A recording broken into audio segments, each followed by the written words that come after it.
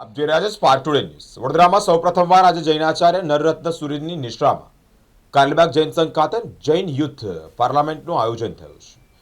1978 પછી એન્ટ્રી બંધ કરી દેવાઈ હતી। યુનિવર્સિટીના પૂર્વ સેનેટ સભ્ય તથા જાણીતા જૈન અગ્રણી દીપક શાહે જણાવ્યું છે કે જૈન ધર્મ તથા વિભક્ત કુટુંબો, સોશિયલ મીડિયાનો દુરુપયોગ, જૈન ધર્મ યુવા પેઢી આકર્ષાય તેવા કેવી રીતે બનાવી શકાય વગેરે વિષય સાથે આજે વડોદરામાં કારેલીબાગ જૈન સંઘ ખાતે પહેલીવાર જૈન યુથ પાર્લામેન્ટનું ખાસ આયોજન કરવામાં આવ્યું છે। કાર્યક્રમ અંગે સંઘના ટ્રસ્ટી અજય શાહ તથા વિકાસ શાહે જણાવ્યું છે કે આજે સવારે જૈનાચાર્ય નરરત્ન સૂરી મહારાજ તથા પન્યાસ કૃપારત્ન વિજયજી, ઉદયરત્ન વિજયજી મહારાજ ખાસ સુભાનપુરા જૈન સંઘમાંથી પધારી આખા કાર્યક્રમની નિષ્ઠા પ્રદાન કરી છે। આખા જૈન યુથ પાર્લામેન્ટનો કોન્સેપ્ટ કારેલીબાગ જૈન સંઘમાં બિરાજમાન અક્ષયરત્ન વિજયજી મહારાજ અને વિકાસભાઈ, દિલીપભાઈ તથા પ્રદીપભાઈની ટીમ સાચુકલી પાર્લામેન્ટ હોય તેવું ચિત્ર ઊભું કર્યું હતું। આ કાર્યક્રમની શરૂઆત જનકભાઈ શાહે દીપ પ્રગટાવી કરી હતી। જૈન શાસન ગીતથી કરવામાં આવી છે। આચાર્ય નરરત્ન સુરીશ્વરજી મહારાજે જણાવ્યું છે કે દેશની પાર્લામેન્ટમાં જે દ્રશ્યો દેખાય છે તેવું વાતાવરણ અહીંયા નહીં હોય, પરંતુ બધા પાર્લામેન્ટરીઓને અગાઉથી વિષયો આપી દેવામાં આવ્યા હતા। યુવા સાંસદો દ્વારા અલગ અલગ વિષયો ઉપર ધારદાર ચર્ચા કરવામાં આવી અને પછી પોતાના સૂચન પણ કરવામાં આવ્યા છે। વધુમાં પન્યાસ કૃપારત્ન વિજયજી મહારાજે જણાવ્યું છે કે જેમ જૈનો વિદેશમાં રહે છે તેમજ ધર્મ સાથે કેવી રીતે જોડી શકાય, શત્રુંજય તીર્થની 500મી ધજા આવી રહી છે તેનું કેવી રીતે સફળ આયોજન થાય અને 16 વર્ષથી નીચેના બાળકો માટે સેન્સરશિપ લાવવી જોઈએ તે માટે શું કરી શકાય એવા પ્રશ્નોને લઈને ચર્ચા પણ કરવામાં આવી છે। એક સફળ એન્કરિંગ ડિમ્પલ માંગીલાલ ભંડારીએ કર્યું હતું। આજના યુથ પાર્લામેન્ટમાં જાણીતા હાઈકોર્ટના એડવોકેટ નિસર્ગ નીરજ જૈન, હાર્દિક ગાંધી સહિતના યુવાનોએ ધારદાર અને અસરકારક રજૂઆત કરી છે। આ દરમિયાન અક્ષયરત્ન વિજયજી મહારાજે જણાવ્યું છે કે જૈન યુથ પાર્લામેન્ટનો પહેલો પ્રયોગ મહારાષ્ટ્રના કોલ્હાપુરમાં તથા ત્યારબાદ હુબલી, બેંગ્લોર સહિત 9 સ્થાનો ઉપર કરવામાં આવ્યા છે અને આજે વડોદરામાં સૌપ્રથમ જૈન યુથ પાર્લામેન્ટનો પ્રયોગ સફળતાપૂર્વક કરવામાં આવ્યો છે એમ ભારપૂર્વક માહિતી સામે આવી રહી છે। કાર્યક્રમમાં સુભાનપુરા જૈન સંઘના ટ્રસ્ટી અશ્વિનભાઈ દોશી વિશેષ ઉપસ્થિત રહ્યા હતા તેમ જૈન અગ્રણી દીપક શાહે જણાવ્યું છે।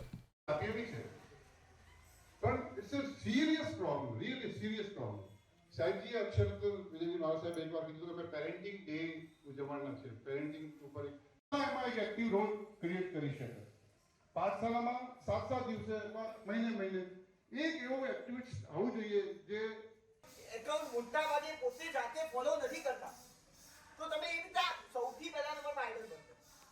સેકન્ડ છે, બહુ મહત્વની વાત છે, મીડિયા ઉપર આપણે વિષયો બદલવા જોઈએ, પણ સૌથી મહત્વનું કે સોશિયલ મીડિયા જે છે ને, ભવિષ્યમાં છોકરાઓને સ્કૂલના ઘડી જેમાં આવે છે, સારી વાતો બી એમાં આવે છે, ખૂબ ખરાબ વાતો બી આવે છે। સારી વાતો પીરસવાની કોશિશ અને જોવાની કોશિશ કરે, વચ્ચે ખરાબ બી આવી જાય છે।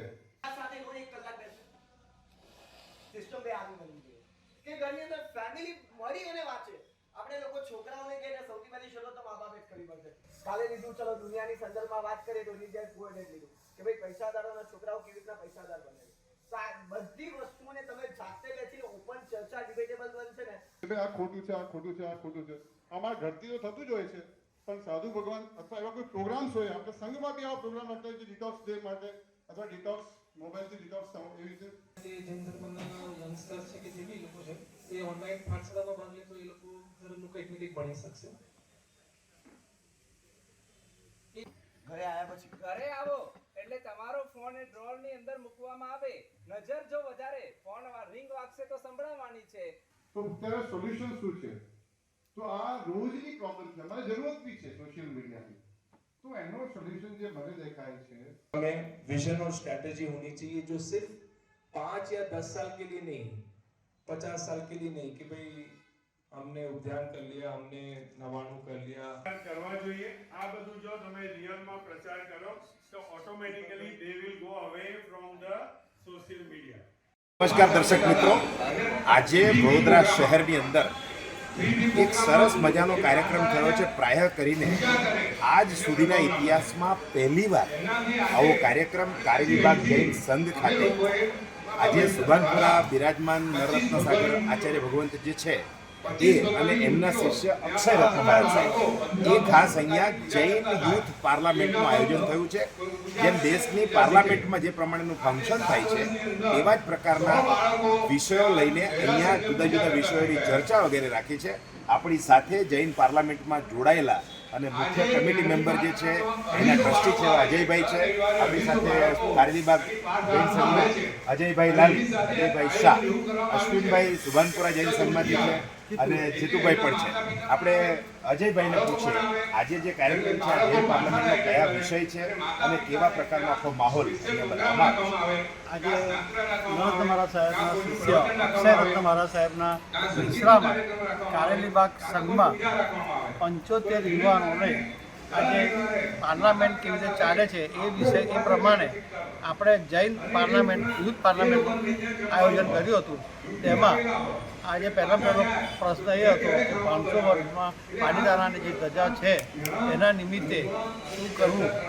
બીજા નંબરનું સોશિયલ મીડિયા કેવી રીતે લોકોને અત્યારે ખાઈ રહ્યું છે તે.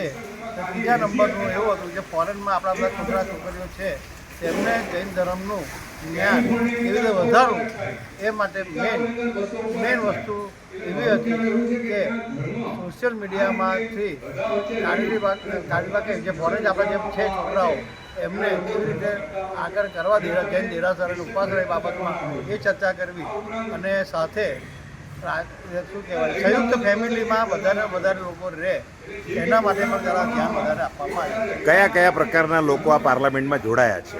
ડૉક્ટરો, વકીલો છે, પછી આપણા જે ચાર્ટર્ડ એકાઉન્ટન્ટ છે. બહારથી કોઈ આવ્યું છે મહેમાન? બહારથી આપણે અમદાવાદથી આવ્યા છે અને સાહેબના જે શિષ્યો છે 4-5 એમના પણથી આવ્યા છે અને બોમ્બેથી પણ આવ્યા છે. આ આખું આયોજન અને વ્યવસ્થા જે આખી છે પાર્લામેન્ટની એ કોણે કરી છે? જે સાહેબ અક્ષય રત્ન મહારાજ સાહેબે અક્ષય રત્ન મહારાજ. 5 યુવાનોને જે સોંપ્યું હતું એમને એ લોકોએ છે વિકાસભાઈ છે કે પછી આપણા હેમાંતભાઈ છે એ લોકોએ આવી રીતે આ બધું. આપનું નામ? અજય શાહ, કારેલીબાગ જૈન ટ્રસ્ટી.